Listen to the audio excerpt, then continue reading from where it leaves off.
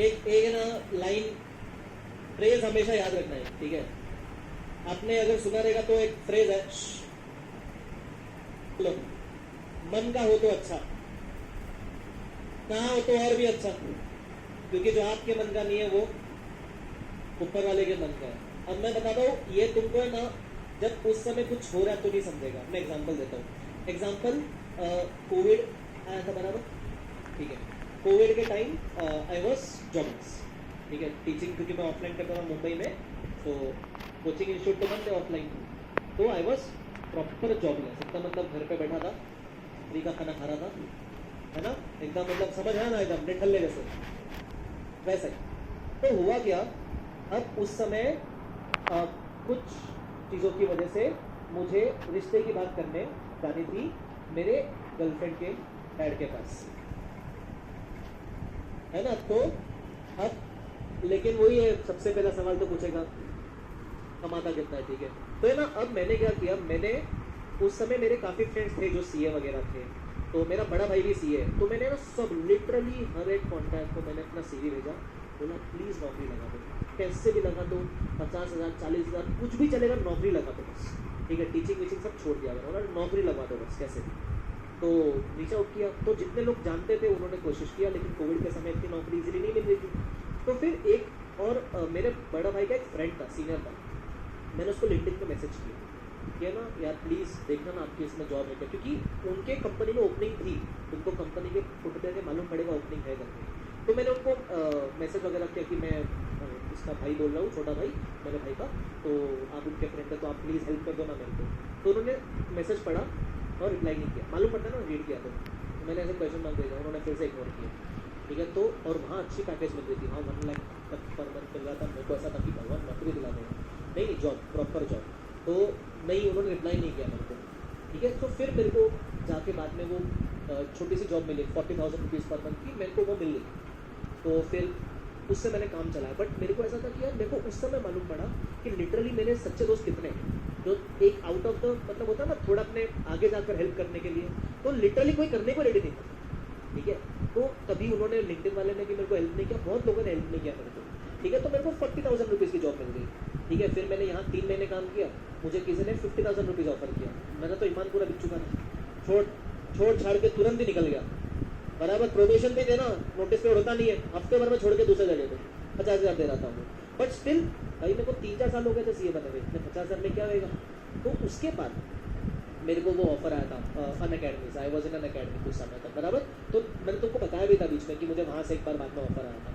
अब मैं तुमको एक बात बताता हूँ, शायद अगर वो जो मेरे भाई का फ्रेंड है, शायद अगर वो मुझे उस दिन रिप्लाई कर देता और शायद मेरे को वो 1 लाख या जो भी 1.1 लाख की अगर नौकरी मिल जाती, शायद मैं स्विच मारता ही नहीं, शायद मैं वापस टीचिंग में आता ही नहीं।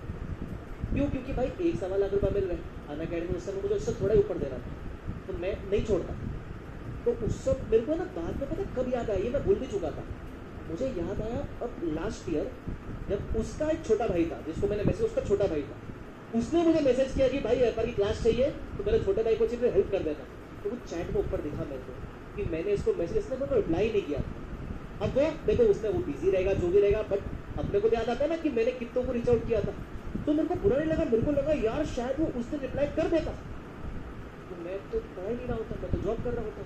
सो sometimes you are failing not because you did not deserve it, because he wants you to fail you at that point of time, क्योंकि तुमको लॉन्ग टर्म प्लान नहीं पता ना यार उनका, वो तुमको आगे कितना बड़ा कुछ देने वाली है, बराबर। अपने को लगता है यार फेल कर दिया, ऐसा कर दिया, वैसा कर दिया।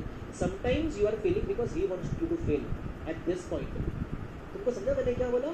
एक ये चीज़ हमेशा याद रखना, कभी भी आपके हिसाब से अगर आपको लगता है ना मेहनत तो बहुत की थी लेकिन नहीं मिला, क्यों नहीं मिला? क्योंकि आप अभी तैयार नहीं हो उसके लिए, आपके लिए और कुछ बहुत बड़ा उन्होंने प्लान करके रखा है।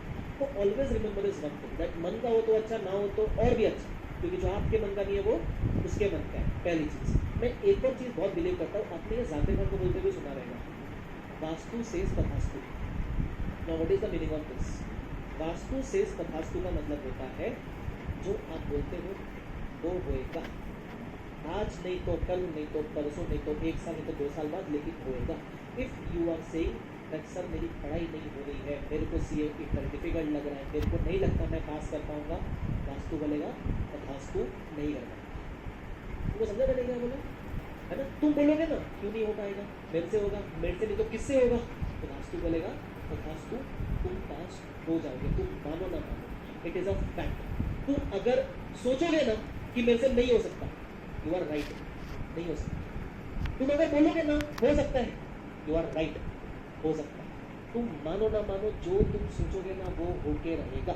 मेरे को नहीं पता कब होगा, वो मेरे को नहीं पता कब होगा, लेकिन होएगा जरूर। तो मेरे पास ना स्टार्टिंग में बहुत बच्चे आते थे, सर मेरे से ना होता नहीं है, बहुत बाकी बच्चे बहुत स्मार्ट है, मेरे को लगता नहीं मेरे से कुछ हो पाएगा, मेरे से तो सम भी सॉल्व नहीं होते, बहुत सिली मिस्टेक होती है ना, मुझे लगता नहीं कि ये कोर्स मेरे लिए है।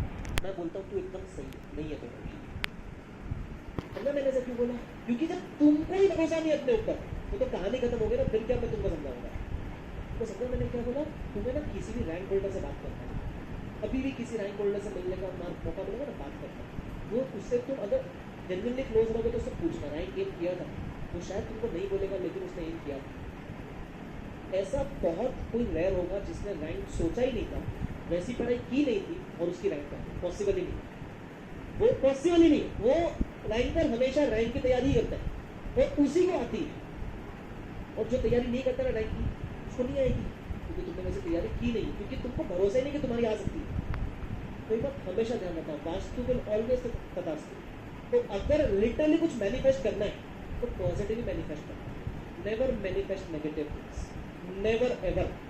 मेरा टीचिंग करियर एकदम तकाल लोक में था, लेकिन कभी भी है ना, मेरे एडवांस अकाउंट के बैच में स्टार्टिंग में ना 5 6 10 बच्चे बैठते थे, मैं उनको बोलता था एक दिन बहुत बड़ा फैकल्टी बनूंगा। वो खुद भी देख रहे हैं 6 बच्चे बैठ के होशियारी अलग मार रहे हैं यार, लेकिन मैं बोलता था क्योंकि मेरे को एक चीज पता है, you can't beat me in hard work. तुम मुझे मेहनत में बीट नहीं कर सकते, नेवर, तुम मुझे बीट ही नहीं कर सकता मेहनत में। अगर तुम बोलोगे ना हार्ड वर्क कंपेयर करते, मेरे को हार्ड वर्क में कोई नहीं बीट कर सकता, ये मुझे पता है। अगर तुम मुझे बोलोगे कल इतना टारगेट है, 12 घंटा पढ़ाई करनी है, मैं कर लूँगा, ठीक है? तुम मुझे जो काम बोलोगे मैं कर लूँगा, अगर मेरे वो इससे रिलेटेड होगी, because you can't beat me in hard work. मतलब काफ़ी लोग होते हैं ना, सर मेरे को पता है ये सब करना है लेकिन मेहनत नहीं होगी, कुछ नहीं हो सकता तुम्हारा, लेकिन मेहनत करना बहुत जरूरी है। मेहनत करना, पॉजिटिवली अपने आप को बोलते रहना कि ये आपके लिए चीज़ है। सेकेंड चीज़, थर्ड चीज़, अगर इतना बोलने के बाद भी नहीं मिला तो शायद कुछ बड़ा प्लान है तुम्हारे लिए, ठीक है? सो ये बातें हमेशा ध्यान रखना, ये 2 चीज़ मैं बहुत मानता हूँ। Always manifest positive things, never manifest negative things, never. जैसे ना मैं तुमको वैसे ही बताऊँ मैनिफेस्टेशन का, तो मैंने हमेशा मैनिफेस्ट किया था कि मेरी शादी होगी तो मेरी गर्लफ्रेंड से ही होगी। वो अपन ऐसे निपटने भी कैसे देखता हूँ कि बाबू तेरे बिना तो शादी नहीं करूँगा, बोले भाई हो जाती है। और हमारा इंटरकास्ट था और उसके डैडी बहुत स्ट्रिक्ट थे। मेरे घर में क्या, मेरे बड़े भाई की हो चुकी थी लव मैरिज, तो मेरे को इजी था ना कि बड़े भाई को तो किया है, भाई अपने को भी चाहिए, बट उसके घर में बहुत डिफिकल्ट था।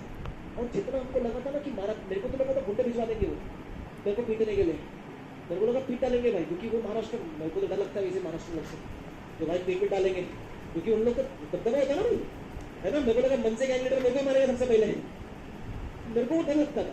बट वी ऑलवेज बिलीव कि शादी तो हम दोनों की होगी, आपस में शादी आपस में होगी एक दूसरे को, तो हो गई। और लिटरली कुछ हुआ भी नहीं, उसके डैड ने एक बार मैं बोल दिया, ऐसे पूछा क्या करता है, CA, very good, genuinely package कुछ नहीं पूछा। उस पता क्या हुआ, मेरी वाइफ ने उसके डैड को बताया, तो मेरी वाइफ का भाई है ना बाजू में बैठा था, इसलिए बाजू में बैठा था बिकॉज ही थॉट डैड उठ के मार देंगे, खड़े हो जाएंगे, तो वो था कि जैसे डैड उठेंगे तो वो बीच में आ जाएगा।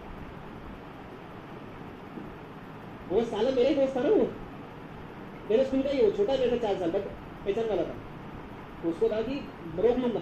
तो डैडी ने पूछा क्या है बेटा, उसने बोला मारवाड़ी है, अच्छा कौन सा भगवान में मानता, पहले वो सब पूछा, ठीक है?